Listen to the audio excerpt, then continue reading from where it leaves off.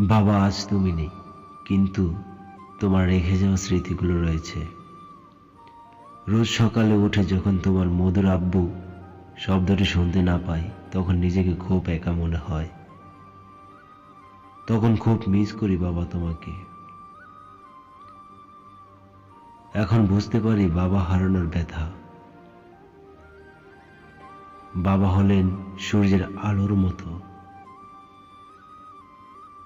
তুমি যখন ছিলে তখন মনে হতো বট গাছের ছায়াটা আমাদের মাথার উপর রয়েছে। যখন মাকে তোমার কথা জিজ্ঞেস করি, তখন মা অজস্র কান্না করে। তোমাকে হারিয়ে আমরা সবাই অশ্রুজলে সিক্ত। যাদের বাবা বেঁচে আছে তারা যেন তাদের বাবাকে কষ্ট না দেয়। বাবা, তোমার জন্য জায়নামাজে বসে প্রার্থনা করি যেন আল্লাহ তোমাকে জান্নাতুল ফেরদাউস দান করেন।